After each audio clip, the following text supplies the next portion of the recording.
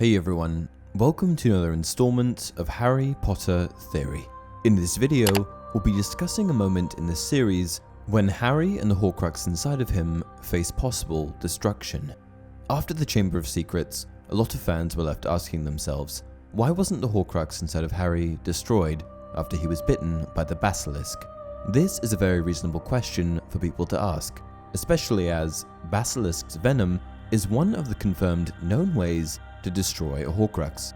If Basilisk's venom destroys Horcruxes, and Harry has a Horcrux inside of him, then why wasn't it destroyed? I made a very old and brief video on this in the past, but a lot of people have been asking me this question lately, so I thought I'd add some information and do a better job of it. As we know, in the Chamber of Secrets, Harry is in possession of Tom Riddle's diary, the same diary that Harry uses to source information about the fabled chamber. When he finally finds the entrance to the chamber, he speaks parseltongue and opens it up. Then, he's faced with a couple of things. First, a memory of Tom Riddle, preserved by the diary, and next, a gigantic basilisk, aka the Serpent of Slytherin, a creature placed there by Salazar Slytherin himself, one of the four founders of Hogwarts. The basilisk was originally placed there to rid the school of all Muggleborns, and could only be controlled by the rightful heir of Slytherin, who we know to be Tom Riddle. It's worth mentioning that even though Harry could speak to the basilisk with parseltongue, he had no control over it. Throughout the Chamber of Secrets, we see Hogwarts students drop off like flies. This is because the basilisk is on the loose. When victims were found, they were most commonly in a petrified state, similar to the victims of Medusa. When the basilisk looks at you directly, it's suggested that it would kill you instantly. However, if you look at the basilisk indirectly, it only petrifies you. When Harry becomes aware of the capabilities of the basilisk's gaze, he's more disoriented than ever, and simply runs away from it with no real plan. Fortunately, Fawkes, Dumbledore's Phoenix, intervenes and claws the basilisk's eyes out. This blinds the basilisk and makes things much easier for Harry. However, just because the basilisk is no longer able to see, it certainly doesn't suddenly mean that it isn't lethal. It's still a giant, serpentine creature with sharp teeth and a killer instinct. It can hurt Harry in other ways. However, knowing that the basilisk is blind gives Harry just enough confidence to begin fighting back. After lots of running around aimlessly, Harry is unfathomably lucky once again, as he's able to retrieve the Sword of Gryffindor from the Sorting Hat.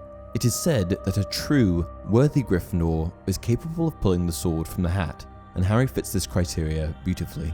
After some back and forth with the basilisk, Harry lures it up to the top of the statue of Slytherin, where he slashes ferociously. When the basilisk lunges at Harry for the first time, Harry is knocked over, but when the basilisk goes in for a second lunge, her face is met with the Sword of Gryffindor, as Harry stabs her through the roof of the mouth.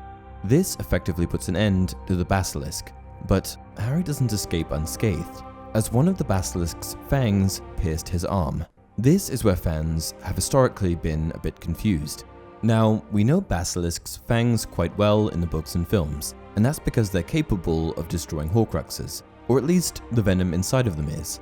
Harry even later uses the Sword of Gryffindor to destroy several of the other Horcruxes, because it was imbued with the basilisk's venom.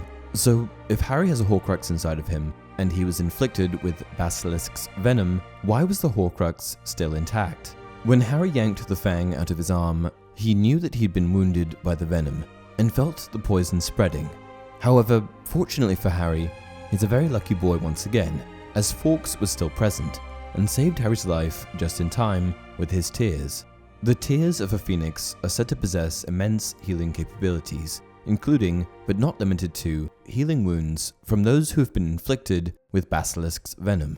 In fact, the tears are so powerful that they can even revive people who are at the brink of death, as Harry was. So, Harry's life was saved, but in almost all of the cases of the other Horcruxes, they were destroyed as soon as they made contact with Basilisk's venom. So, how did it remain inside of Harry unscathed? Here's the thing we need to remember. In order for a Horcrux to be destroyed, the container itself needs to be destroyed beyond magical repair, and in this case, Harry was the container. J.K. Rowling has stated herself that because Harry was technically not beyond repair, the Horcrux remained safe. In order for the basilisk's venom to have been successful in penetrating the Horcrux, Harry would have needed to die. But Fawkes of course saved the day, and possibly the wizarding world. And that's it for this video. I hope you learned something.